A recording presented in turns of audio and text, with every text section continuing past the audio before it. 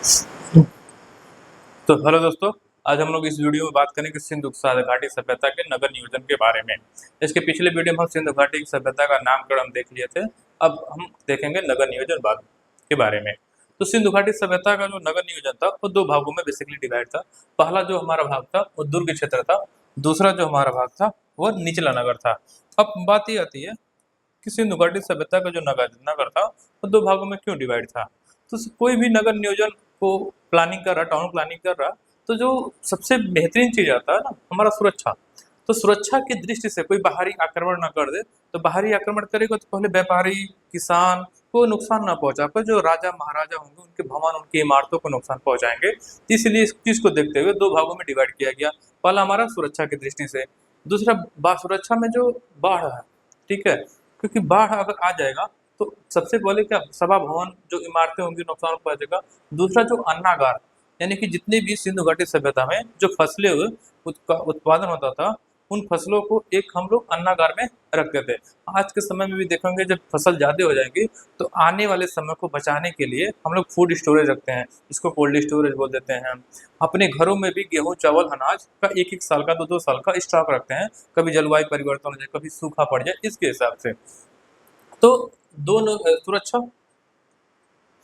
सुरक्षा की दृष्टि से हो गया। प्रशासन को चलाने के लिए, ठीक है, अगर हम सब नागरिक है और जो प्रशासन लोग है एक ही जगह मर्ज कर दें तो प्रशासन सही तरीके से स्टेब्लिश नहीं हो पाएगा, चल नहीं पाएगा। इसके लिए जो सभा भवन थे वो उचले दुर्ग पर बनते थे। तो जो उचला दुर्ग था, दुर्ग क्षेत्र, ठीक है, यह नगर ऊंचा भाग था, देख रहे हो इस चीज से। ये जो नगर नगर क्या है, ऊंचा भाग था। कृत्रिम चबूतरे पर, ये जो चबूतरे पर बनाया गया था, यहाँ महान स्नानागार, महान स्नानागार, देखो दोस्तों, महान स्नानागार मानो ये होता है कि अगर ये नहाने का बाथ सिस्टम जो हमारा बाथ है, ये नहाने का होगा धार्मिक चीजों से, धार्मिक पुरोहितों से, रीति रिवाज परंपराओं से लैस रहा होगा। दूसरा अन्नागार, जो भी सिंधु घाटी सभ्यता में खेती होती थी हमारे, तो उससे जो अनाज उत्पन्न होता था उस अनाज का स्टोरेज रखते थे। आज के समय में भी है और सिंधु घाटी सभ्यता में भी है। इतनी थिंकिंग लेवल की थे लोग। सभा भवन, अन्य सार्वजनिक इमारतें, कभी भी कोई समस्याएं किसी के बीच में समस्या अगर नागरिकों के बीच में हो गया, उन नागरिकों की समस्या को निपटारे के लिए एक पंचायत जैसी सिस्टम था जिसका नाम था सभा भवन, ठीक है। अन्य सार्वजनिक इमारतें थी उच्च दुर्ग पर। यहाँ तक क्लियर हो गया। यहाँ पर कौन रहा था, शासक। यहाँ पर कौन है, शासक, प्रशासक और जो धार्मिक प्रवृत्ति के लोग थे ये उच्चले दुर्ग पर रहते थे, ठीक है। क्लियर हो गया उच्चला दुर्ग। अब बात करते हैं लोअर टाउन। लोअर टाउन में जो आम नागरिक थे, निचला अधिक विस्तृत था क्योंकि यहाँ पर आम नागरिक निवास करते थे। यहाँ पर दोस्तों आम नागरिक निवास करते थे, किसान हो गया, व्यापारी हो गया, श्रमिक वर्ग हो गया, जितने भी श्रमिक वर्ग हो गए इसमें निवास करते थे। श्रमिक वर्ग, श्रमिक वर्ग हो गया। मकान सुव्यवस्थित पंक्तियों में बना था, सड़कें ग्रिड पैटर्न में थी और हर घर के साथ विकसित जल निकासी व्यवस्था थी। अब यहाँ पर सबसे बेहतरीन बात देखोगे कि सड़कें जो थी ना एक दूसरे को समकोण 90 डिग्री पे काटती थी। जैसे देखो ये हमारा 90 डिग्री का होता है, जो सड़कें थी एक ऐसे आ रही थी एक सड़क सीधा, और इसको क्या कर रही है वो 90 डिग्री पर सीधा 90 एंगल पर सीधा सड़कें काट रही है, इधर से भी और इधर से भी। ये हमारी व्यवस्थाएं थी। सड़कें एक दूसरे को समकोण 90 डिग्री पर काटती थी। जल निकासी व्यवस्था क्या थी इसके बारे में बताएंगे, लेकिन इसकी विशेषता देख लेंगे उचले दुर्ग की, जरूर पेपर में आता है। तो ऊंचा था, सुरक्षित स्थान था, मजबूत दीवारों से घिरा हुआ, देख रहे हो मजबूत दीवारों से क्या है, कंप्रेस था। और जो मजबूत दीवारों से घिरा रहेगा सुरक्षा की दृष्टि से।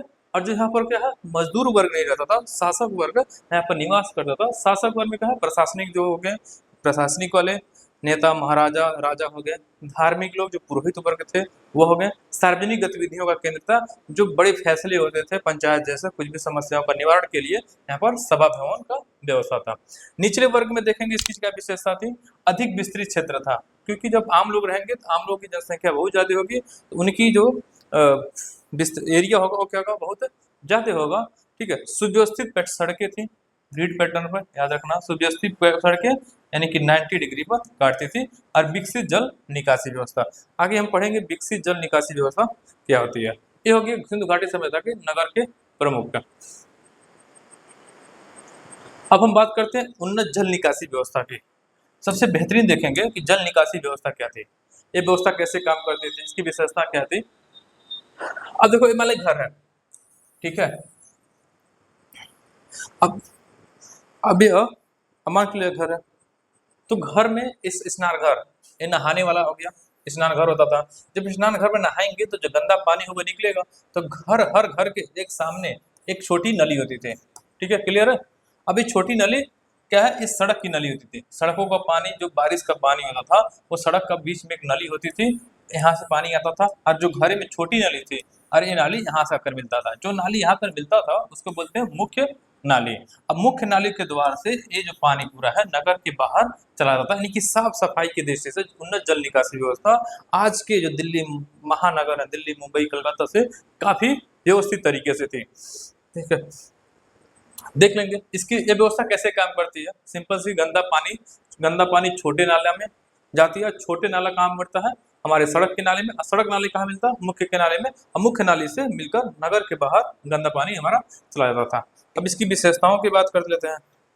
इससे क्या होता था, अगर ये सब पानी की व्यवस्था होगी कि पानी जब एक जगह रुकेगा नहीं तो गंदगी फैलेगी नहीं, जब गंदगी फैलेगी नहीं तो बीमारियां ज्यादा उत्पन्न नहीं होगा, ठीक है। ये एक उन्नत नगर व्यवस्था थी। इसकी विशेषताएं देखेंगे, अधिकांश जो नालियां थी, तो नालियों देखोगे एक पैटर्न पर, नालियों में एक पैटर्न पर जो ईंट लगे हुए हैं, एक पैटर्न पर ईंट लगे हुए हैं, वो भी क्या है, पकी हुई ईंटें, पकी हुई, ठीक है। देखो ब्रिक्स, एक पैटर्न पर एक साइज के ऊपर ब्रिक्स लगे हुए हैं। नालियां पक्की ईंटों से, अधिकांश नालियां ऊपर से ढकी होती हैं। मतलब जो सड़कें थी, अधिकांश नालियां सड़कें ढकी होती थी। सफाई के बीच में निरीक्षण, इंस्पेक्शन होल बनाए गए थे। इंस्पेक्शन होल का मतलब क्या है, जैसे मान लो अगर इंस्पेक्शन होल इस तरीके से, ये नाली जो ढकी हुई है ऊपर से, ठीक है, और इसको इंस्पेक्शन होल बना देंगे तो जो भी कचरा, पॉलीथीन हो गया, बैग हो गया, बड़े बड़े कचड़े होंगे जो इस नाली के द्वारा नहीं जा पाएंगे, वहां पर अटक जाएंगे, रुक जाएंगे, तो इंस्पेक्शन होल को देखकर वहां से क्या है, वो कचरा, भारी जो वस्तु की कचरा है उसको निकाल सकते हैं। और पानी की जो व्यवस्था है वो सही तरीके से सुचारू रूप से हमारा जा सकेगा, ठीक है। ये हमारा हो गया उन्नत जल निकासी व्यवस्था दोस्तों। अब देखो, सिंधु घाटी सभ्यता के नगर नियोजन में एक और विशेषता होती है कि जो नगर नियोजन की जो व्यवस्था है समान, एक एक तरीके से देखेंगे कि पहले जो है समान नगर योजना, समान नगर नियोजन, समान नगर नियोजन में यानी कि जितने भी प्रमुख स्थल थे हड़प्पा, मोहनजोदड़ो, कालीबंगा, चुनहोदड़ो में, उसमें सारे जैसे लगभग एक जैसी योजना बने थे, क्योंकि जो निर्माता होगा हो सकता है इंजीनियर एक ही था और साम पैटर्न पर बनाया था। अधिकतर नगरों में पक्की ईंटें पकी हुई है, इसका अर्थ नगरों का निर्माण किसी सुनियोजित योजना के अनुसार किया गया है। यानी नगर को इस तरीके से व्यवस्थित करेंगे, सारा चीज एक वेल मेंटेन होगा, हमारा जल निकासी व्यवस्था होगा, पानी निकालने का व्यवस्था होगा, कचरा निकालने की व्यवस्थाएं होंगी, ठीक है। सड़कें एक दूसरे को सीधी 90 डिग्री पर काटेंगे, घरों को व्यवस्थित तरीके से हम अरेंज करेंगे। अब घरों की बनावट है, तो घरों की बनावट देखेंगे कि आज के समय में जब देखेंगे घर में आंगन होता था, ठीक है, बिजली होती नहीं थी, तो बिजली जब होगी नहीं तो घर में आंगन होगा तो खुला घर होगा, ठीक है, तो यहाँ पर रात में सोने में अच्छा लगेगा, ठीक है। अब यहाँ पर एक रसोई भी है, स्नानघर, बाथरूम है और निजी कुआं है। जो बहुत रईस होंगे ना उनके घर निजी कुआं होगा, क्योंकि पानी के लिए, पानी पीने के लिए, ठीक है, घर के बगल में निजी कुआं, क्योंकि उस समय हैंडपंप या मोटर से हमारे पास टेक्नोलॉजी ऐसी थी नहीं। लगभग हर घर में एक आंगन, याद रखना, अगर बात करें एक आंगन, एक रसोई और एक स्नानघर, और हर घर में क्या है, निजी कुआं पानी पीने के लिए। नगर की सुरक्षा में प्राचीन दीवारें, मान लो ये नगर है, इसके पीछे क्या बना देंगे हम, एक बड़ी बड़ी दीवारें बना देंगे, तो जो भी बाह्य आक्रमण है वो हो नहीं पाएगा। जैसे चोरों से, लुटेरों से, जंगली पशुओं से सुरक्षा देता था, क्लियर, नगर की सुरक्षा। जल निकासी व्यवस्था बता चुके हैं, घर का पानी, छोटा पानी, फिर सड़क का नाली, फिर मुख्य नाली, फिर नगर के बाहर। नालियां कैसी थी, पक्की ईंटों से बनी हुई थी, और दूसरा तरह सफाई के लिए बीच बीच में इंस्पेक्शन होल हमारा था, ठीक है। अब यह है ग्रेट बाथ। ग्रेट बाथ पहले मिला कहाँ है, याद रख लेना बच्चों, मोहनजोदड़ो में सबसे प्रसिद्ध इमारत, धार्मिक या सामूहिक स्नान के लिए उपयोग में लाया जाता है। आज भी भारतीय समाज में, हिंदू परंपरा में देखोगे, भारत में चारों धाम की व्यवस्था है, ठीक है। गंगा में, इलाहाबाद में जो गंगा है वहां पर स्नान करने की व्यवस्था है। जो धार्मिक चीजें हैं, जैसे रविवार को लोग कुछ जगह जाते हैं गंगा में स्नान करने, तो इस तरीके से वो ग्रेट बाथ हो सकता है, महान स्नान पुरोहितों के लिए, बड़े बड़े धार्मिक पुजारियों के लिए हो रहा हो। अनाजगार, आज भी देखोगे घरों में लोग ना डेहरी होता है, उसमें 1 साल का 2 साल का अपने खाने पीने से संबंधित वस्तु गेहूं चावल का स्टॉक हम लोग रखते हैं। सेम ही पैटर्न पर सिंधु घाटी सभ्यता में लोग अपने लिए जो गेहूं था चावल था वो अपना स्टॉक रखते थे, यानी कि अनाज संग्रह का विशाल भंडार था ये। अनाज को सुरक्षित बनाने के लिए ऊंचे चबूतरे पर बनाया गया। ऊंचे चबूतरे बनाने का यही रीजन था, कोई सुरक्षा अगर हमला भी कर रहा है तो उस समय हमला सोने चांदी तो था ही नहीं सिंधु घाटी सभ्यता में, तो हमला करेगा लेकर के आ जाएगा, अनाज ले जाएगा, क्योंकि सबसे मेन प्रायोरिटी का रहता थी खाने का रहता था। घरों के दरवाजे अधिकांश नगरों में घरों के दरवाजे गलियों की ओर खुलते थे, मुख्य सड़कों की ओर नहीं। याद रखना, मान चलो मुख्य सड़कों की ओर नहीं खुलते थे। घर के जो दरवाजे थे वो गली की तरफ खुलते थे, मतलब मुख्य सड़कों की ओर कोई सड़क की ओर दरवाजा खोला, कोई बच्चा है गया, उसका एक्सीडेंट हो जाता था। ठीक है, इस कंसर्न को देखते हुए जो दरवाजा है वो पीछे की तरफ हम लोग खोलते थे, इसमें गोपनीय और सुरक्षा बनी रहती थी। लोथल में कुछ घरों के दरवाजे मुख्य सड़कों पर खुलते, इसलिए ये भी अपवाद माना जाता है। ठीक है, लोथल में एक अपवाद है घरों के दरवाजों को लेकर। ठीक है, V2 का रेशियो देख लो। ईटी ऐसी थी जो लेंथ है, जो ब्रेथ है, जो हाइट है, वो 4:2:1 है, लंबाई चौड़ाई मोटाई।